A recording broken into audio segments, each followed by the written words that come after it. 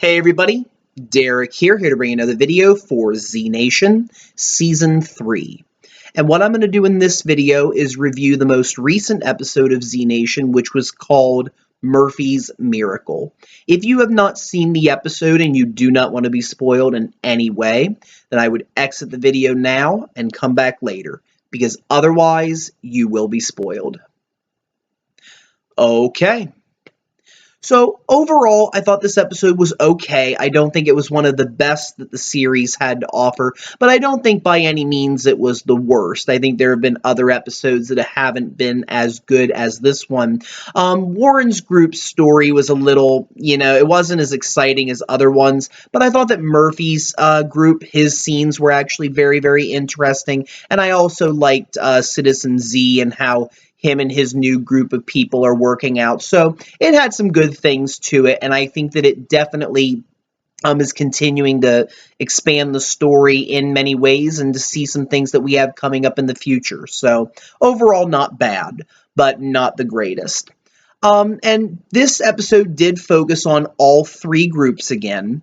And what ended up happening was you had Warren's group that went to this town, I believe it was called McCloud, and they were originally tracking Murphy via a transponder that Dr. Sun had put on her equipment. Well, they find out that Murphy found it and abandoned it. So at this point, they have no means of tracking down Murphy. Well, while they're in the town, they come across this mail truck that is surrounded by zombies, and they find out there's a mailman inside and he's alive. And he basically is a mailman named Becker, and he says, well, listen, I need your guys' help with something, and in exchange, I'll give you some things. And basically, the episode revolved around them and their story, them working together to basically give each other a mutual benefit. They helped him fix his truck. He agreed to give them food, gas, and water. Now, things were very interesting about Becker because Becker, he didn't want them to hurt or kill any of the zombies because he said they were people that he delivered mail to, cared about, and he didn't want to see them die. So in a sense, you kind of think of him as kind of like this guy who, hey, after the town died, he basically just lived life, kind of like that I Am Legend when Will Smith's character put up the mannequins in the stores. You kind of thought it was one of those situations where, he just walks around, and when Mrs. McGillicuddy gets stuck behind a van, which she did in the episode, then he would come along and help her. So you're thinking, wow, okay, cool, this guy's pretty funny. But as the episode went on, you kind of thought something was going on because, number one, what he would do is that he would get rid of the zombies by throwing like these pieces of meat away, and then they would run after them. The other thing that we noticed was that the zombies were not interested in the rest of the group. Like it was very interesting because they would be standing there, the group, and all of a sudden, like a herd of like the zombies, which were walking zombies, they were very slow, they would come by, but they wouldn't be interested in the group. They only wanted Becker. And people were wondering, oh, well, does this guy have some kind of cure with him, or does he have some kind of thing that attracts zombies? What's going on? So later in the episode, they decide to check out his blood. But they were wondering what was going on, and it unfortunately turned out that this guy had an actually darker past. It actually turned out that, yes, he was a mailman, but he wasn't really one that was very appreciated in the town, and he kind of had some mental problems as well. He basically stated, oh, I delivered all these great, wonderful cards and love letters that I never got. Basically a loner who, was having a lot of trouble with adjusting in society and, a lot of social problems getting along with people. And, when the zombie apocalypse hit on the first day, he realized a way to get back at everybody. And basically he killed all of his other postal workers, took on the identity of Becker. So his real name wasn't even Becker. He took that coat from his boss.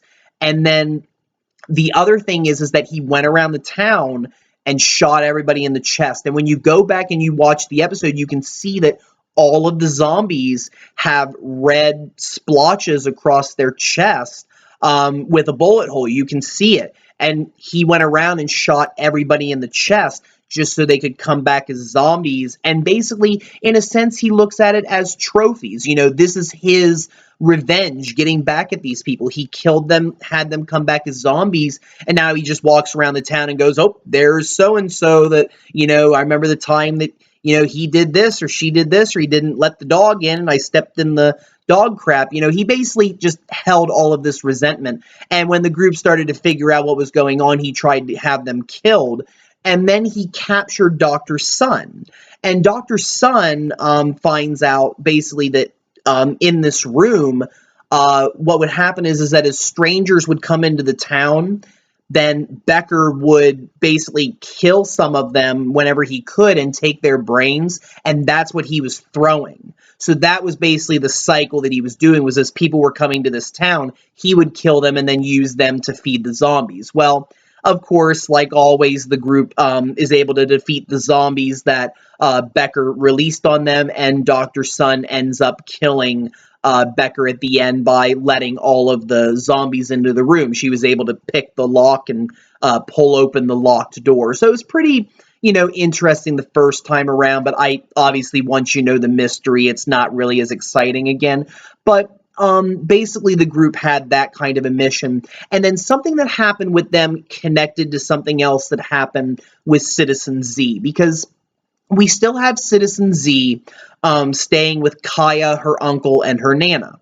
And, she really is like that super fan of Citizen Z's. It does make you wonder. I still question whether she is, in a sense, somebody that is just a super fan and is harmless, or if she's one of those, like, and I hate to say this, but like, the stalker type, the ones that obsess so much that they would do anything to their celebrity, that they adore. I mean, you see that all the time where, some celebrities have stalkers, some of them have people that just obsess over them. And I don't really know yet what Kaya is. Is she really just a young, innocent girl who just, when there was nobody else left in the world, Citizen Z gave her hope? Or is she gonna, do something strange to Citizen Z? It does make you wonder. But for now, Citizen Z was basically spending time with them, doing random things. And at one point in the episode, back with the group, Becker revealed to the group that there was a radio that they could use, but it had no power. Well, Dr. Sun had this like console that gave power to the radio for just a little bit. She wanted to call her ship to see what was going on, and when she was able to get a hold of them, she found out that the mission was over and nobody was alive because this music was playing that was a sign that, everything was kaput. Well, what ended up happening was Addie tries to get on and call Citizen Z, and Citizen Z hears the message, but the radio that Kaya and her family has is not good enough. It doesn't reach the signal. And at this point, Addie has to wonder if Citizen Z maybe did die, if he's not doing okay. So obviously they still haven't touched base ever since that last time that they talked. And the other big significant thing about this episode is with Citizen Z is he's no longer going by that title. He believes that Citizen Z, the radio DJ nickname that he gave himself, is over. He doesn't really believe that there's anyone else out there alive to talk to. He hasn't talked with Operation Bite Mark, and after everything that was happening, I believe he had to destroy a lot of his equipment. So it does make me wonder if he will ever take on that title again, if he will, get back on the radio, because Kaya really wants him to, but he doesn't really seem interested in that anymore, just based on everything that has happened. But one interesting development is that at the very end of the episode, with that segment, he finds out that the family's really struggling with food, that they only have a small supply left. So he decides that he can take them someplace, and the four of them start to trek through the snow to get to, I think, back to Northern Lights, because obviously Northern Lights was stocked with food because it was an army base. It was, housing all of those people, and now there's nobody there other than him and the people that are going back. So I think it's going to be a better arrangement for them, but we'll have to see what happens, because I think there's more to that story than meets the eye. We'll have to wait and find out. But I would like to believe the best. I would like to believe that Kaya is a good person, that she wouldn't do anything to hurt Citizen Z, but I think only time will tell. And I think that it should be interesting to see what they think of Northern Lights when they get there. So it'll be nice that Citizen Z does have company, does have people to interact with, and hopefully he will reobtain that title again and get back on the radio. We'll see what happens. But obviously the biggest storyline of the episode, the one that actually made it worth watching in the end, was Murphy's group, because Murphy, 10K, Murch, and those two, SWAT guys, the soldiers, are still traveling together. And basically at the beginning of the episode, there's this car that's sitting in the middle of the road and blocking the road. And Murphy gets out and is like, what the heck's the holdup? I got someplace to go. And he gets up and he finds out that there's this mother, father, and a daughter in this van. And the daughter is dying. I don't know why, but basically, I'm assuming that she's sick. But she is dying, and, the family's trying to mourn the loss to potentially kill her so she won't come back as a zombie. And Murphy comes by, and he says, well, I think I can help. And he ends up biting the little girl on the cheek, just like he has done to other people in the past. Now, later on, there are consequences to him doing that. But basically, he continues along, and he finds the perfect place to start his new world. Because again, what Murphy is planning on doing is he is planning on setting up a new world order. I mean, he's basically planning to become, in a sense, the savior of the apocalypse and make a vaccine that will create the blends, that will basically allow people to come, maybe instead of him having to bite them, he would give them a vaccine, which would then, give them the cure. But it also would mean that Murphy could telepathically control them if he wanted to. And that was something else that kind of played along, which might be something that plays an effect later in the season. But what ended up happening was Murphy and the group, they get to, I believe it was called the Museum of Progress. And Murphy says, this is exactly where I'm going to set up my base. Here's where the lab's going to be. Here's where all this is going to be.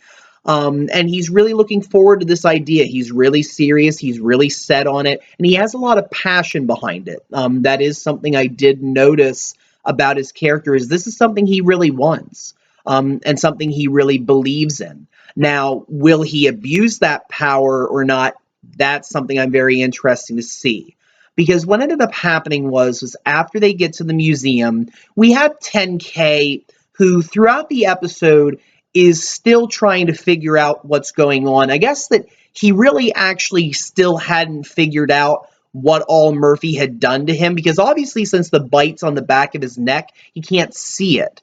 And the thing is I think 10K thought that if Murphy had really, really done something permanent to him, that he would have been like Cassandra, because Cassandra didn't really seem to have her own thoughts, her own, identity anymore, in a sense, that Murphy had so much control over her that, she really just didn't behave like Cassandra anymore. So I think that 10K thought that if Murphy had done something to him, then he would be the same. But as I've discussed in my video, and as we've seen, I think, it clearly depends on the state you were in before you died, before you were bitten, that determines what kind of identity you will have afterwards. Because what ended up happening was when 10K and the group get there, throughout the episode, he's still telling Murphy, I'm not for this. I don't want to be here. I don't want to help you. He's still very resistant in his mind and what he wants to do.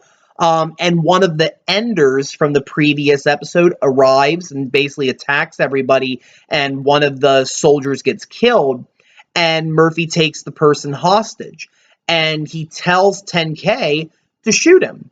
And 10K goes, no, I'm not going to do that. I'm not going to do that for you, Murphy. Well, basically, Murphy's like, yeah, you are. You're going to do it. And, it's basically a back and forth argument with them. But then Murphy uses his, telekinetic powers, and 10K ends up firing the gun. Now, it didn't have bullets in it when he fired it. At that moment, I think 10K truly realized just how much Murphy had in control over him, that it kind of sunk in at that moment what Murphy could truly do to him, that he could change his bodily movements to make him fire that gun. So I think that, in that moment, he realized there was no place for him to go, that Murphy had done something to him. And I do have to wonder how that's going to play out as the season goes on, because again, Murphy goes, I think Murphy wants to include 10K, but I also think that in a sense, he's doing this for two reasons. I think number one, he needs 10K, but I think that he left him with his brain and his own thoughts because he wants to see 10K suffer. I mean, the two of them have had a very personal animosity towards each other after what Murphy did to Cassandra, and then after 10K killed Cassandra. There's obviously animosity there, and I think that what Murphy is doing is he's really just, in a sense, punishing 10K and torturing him in a sense. It basically saying, haha, look, you can tell me all you want, this, that, but I have control over you now. And I think that he just likes to see 10K suffer, and that's part of the reason why he's doing what he does as well. But at the very end of the episode, again, Murphy really is set on this. He really believes in this plan. He's picked a good spot. All of a sudden, the family shows up at the end of the episode. And Murphy at first didn't want to see them, but they come in, and he's like, well, what do you guys want? And he goes, the father basically says, I owe you. You have saved my daughter's life. My daughter, one, is no longer dying. And number two, she's not afraid anymore. So it basically changed the way that she felt about the apocalypse. She was no longer afraid. In fact, when she sees Murphy, she just walks right up to him and gives him a hug.